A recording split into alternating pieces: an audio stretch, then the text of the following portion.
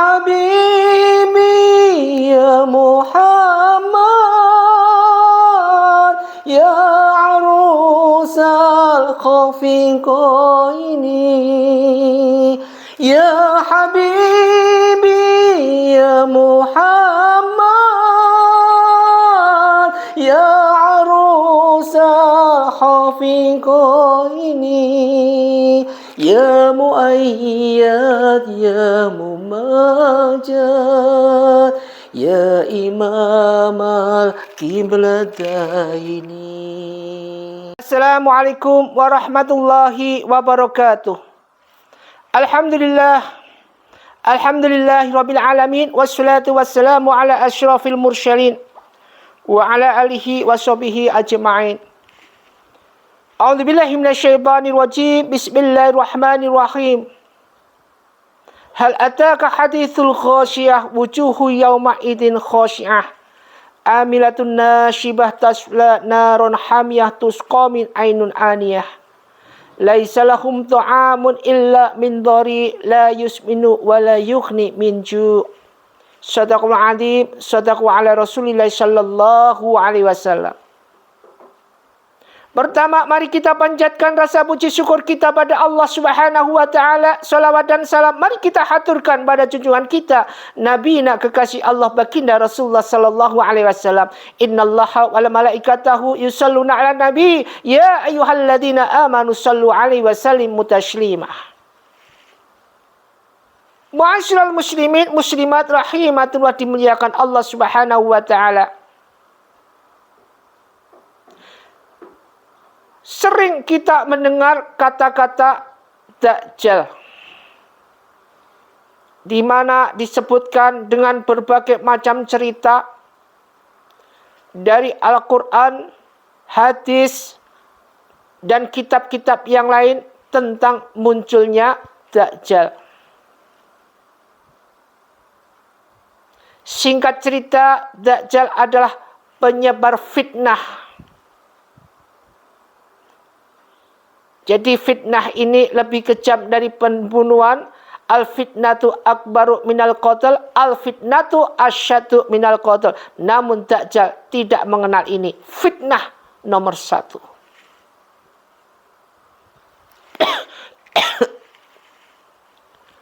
Dajjal belum muncul. Namun sifat-sifat Dajjal sekarang sudah pada muncul.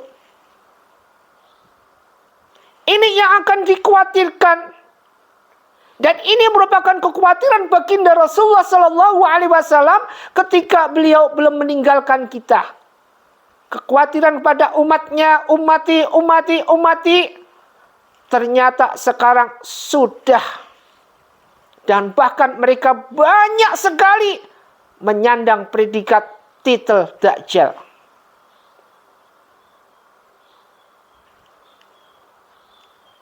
Karena banyak sekali ciri-ciri wanita pengikut Dajjal. Jadi kalau kita nanti sifat kita seperti ini, maka ini merupakan suatu hal yang harus kita benahi. Jangan sampai kita terobsesi seperti ini. Meskipun ini sudah menjadi kebiasaan kita, mari kita return lagi. Mari kita feedback lagi. Mari kita perbaiki semua ini.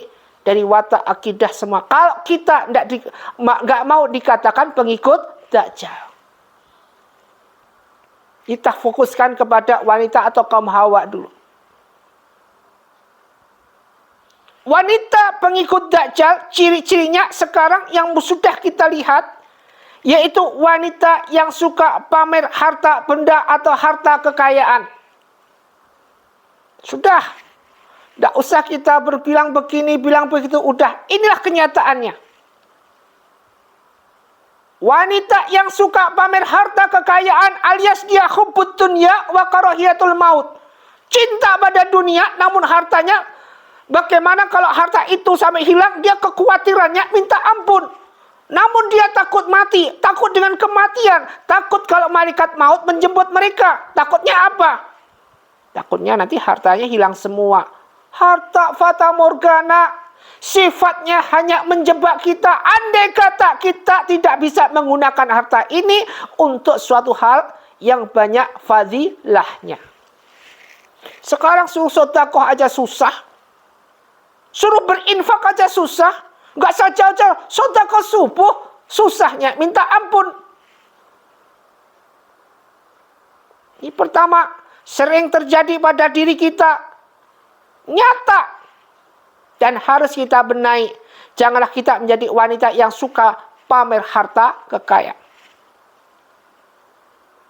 Sekarang bahaya. Lagi krisis-krisis begini. Coba pakai gelang segini. Kalungnya besar. Tidak lama, tidak. Pasti akan mengundang apa? Bukan mengundang kemaksiatan. Namun mengundang adalah terjadinya pembunuhan, iya, pencurian, pembegalan, dan segalanya. Siapa yang ngundang ini? Diri kita sendiri. Boleh pakai, namun sewajarnya saja. Jangan terlalu over alias kita pamer kekayaan. Wa innahu li hubbil khairi lasadid. Cintanya pada harta, Masya Allah. Coba, sekarang kita lihat, ini sang suami. Ketika suami ini dimarahin istrinya, coba, dimarahin istrinya apapun bentuknya, marah ini istri, ngambek ini istri. Namun coba suaminya dibilang, ayo dek, kita keluar ke toko emas, beli apa gitu. Pasti emosinya hilang, itu tak jamin. Usia jamin pasti hilang emosinya. Ayo pak, kita berangkat. Emosinya hilang. Alias apa? Suka pamer kekayaan. Dipakai, kemudian dia bangga senangnya. Boleh pakai, namun jangan memaksakan diri. Boleh pakai, namun jangan menjadikan suatu prediksi diri.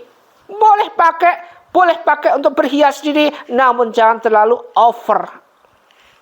Alias membahayakan diri sendiri.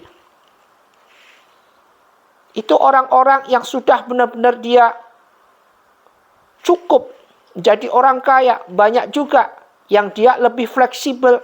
Keluar pakaiannya biasa-biasa aja. Sederhana. Dia contoh Rasulullah. Keluar dia cuma pakai perhiasannya imitasi. Yang kecil lagi.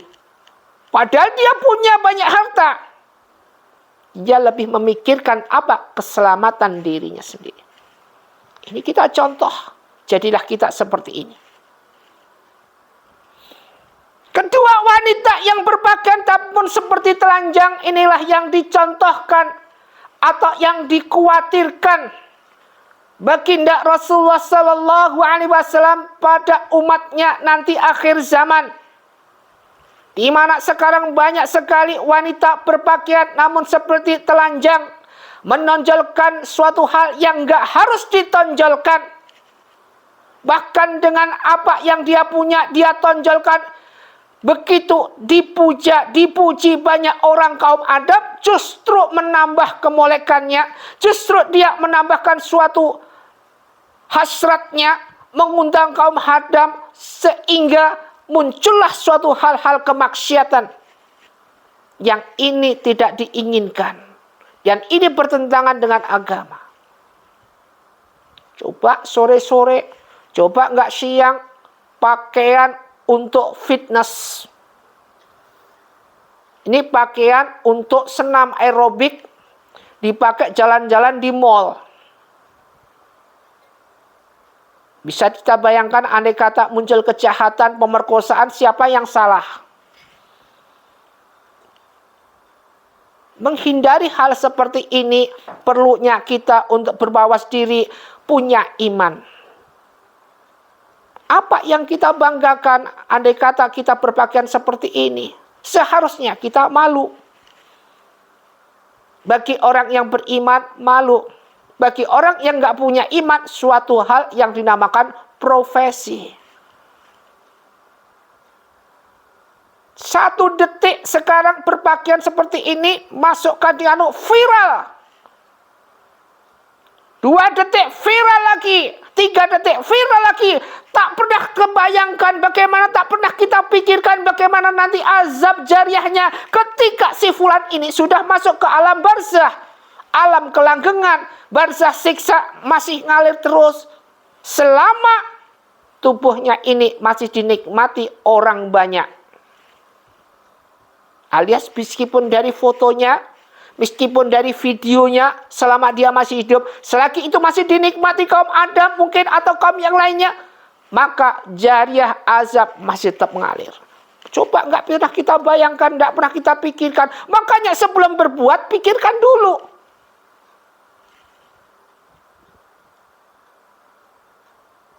Yang ketiga, wanita pengikut Dajjal. Yang ketiga, yaitu wanita yang nggak taat sama suami. Sekarang sudah hal yang biasa, hal yang lumrah. Seorang suami negur istrinya, pasti tidak mau nurut. Kalau ada nurut 1001, dan itu intan, berlian di mata suami. Sekarang kebanyakan mereka pasti bengkelile, pasti dia membantah, pasti dia nggak mau ikut aturan. Sehingga jangan salah kalau kita dikategorikan masuk dalam ciri wanita pengikut Dajjal.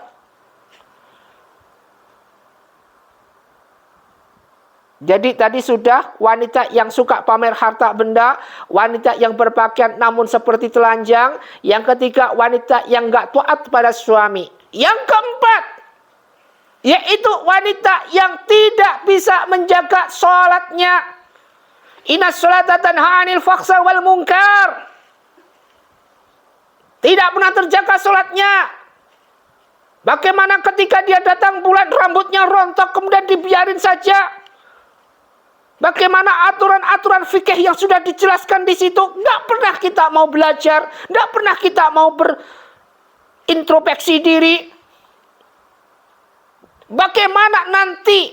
Ingat ini.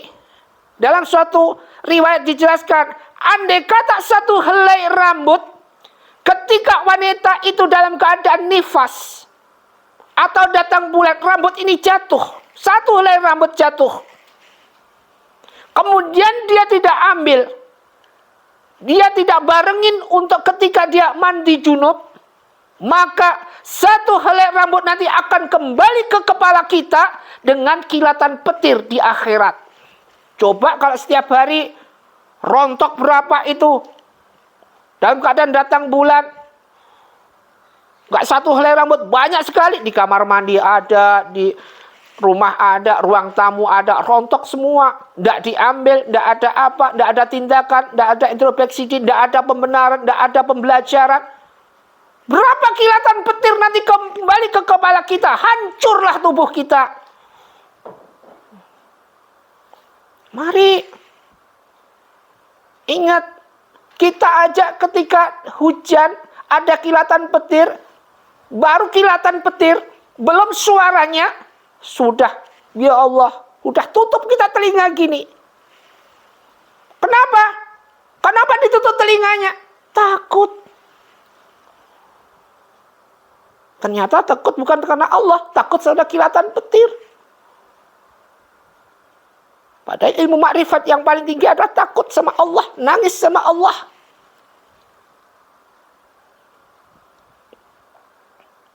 Mari kita belajar sama-sama. Tidak ada manusia yang sempurna. Usyad pun juga gitu, tidak sempurna. Kita sama-sama banyak dosa, banyak salah. Namun alangkah baiknya kita selalu berintrospeksi diri. Tidak usah ngomongin orang, nggak usah membenarkan orang, juga nggak usah menyalahkan orang. Koreksi diri sendiri, fokus pada diri sendiri. Bagaimana diri kita? Kalau wanita seperti ini semua, laki dan perempuan seperti ini semua, enak. Dijauhkan dengan segala masalah yang ada. Kemudian yang kelima ini, yang paling parah. Di mana wanita yang mengabaikan fitnah Dajjal. Yang nggak percaya dengan adanya Dajjal. Akhirnya apa? Muncullah nanti komponen-komponen seperti ini yang lebih menarik lagi. Dalam tanda kurung, tanda kutip, apa menariknya? Mereka yang tidak percaya dengan fitnah Dajjal ini, wah, suaranya sudah mengerikan. Ibarat virus, kalau virus masih bisa diobatin. Ini suara wanita atau suara mereka yang tidak percaya dengan fitnah Dajjal, bukan mengerikan lagi. Tidak ada obatnya. Inilah alasan iblis, kenapa iblis menggunakan figur atau menggunakan kaum Hawa untuk menggoda anak Adam, untuk menjatuhkan anak Adam. Walah, sak pinter-pinternya orang, kalau sudah pulang sama istrinya pasti runduk. Dibentak istrinya, diem dia. Padahal di luar dia dihormatin. Begitu pulang ke rumah, dibentak istrinya, diem dia. Ma'asyiral muslimin muslimat rahimatul dimuliakan Allah Subhanahu wa taala. Mari kita feedback, mari kita tafakur, mari kita introspeksi diri dengan adanya ini semua. Wanita yang suka pamer harta, wanita yang suka berpakaian namun seperti telanjang, wanita yang enggak taat pada suami, wanita yang tidak bisa menjaga sholatnya, dan wanita yang tidak percaya dengan fitnah Dajjal ini. Mari kita hindarkan. Mari kita pindahkan pikiran-pikiran seperti ini. Kita fokus dengan iman yang ada. Al-imanu atu'minu billahi wal malaikati wa kutubihi wa rasulihi wal yaumil akhir wa qadri khairi wa syarrihi. Semoga bermanfaat. Usikum wa nafsi bittaqallah. Wabillahi taufiq wal hidayah. Wassalamualaikum warahmatullahi wabarakatuh.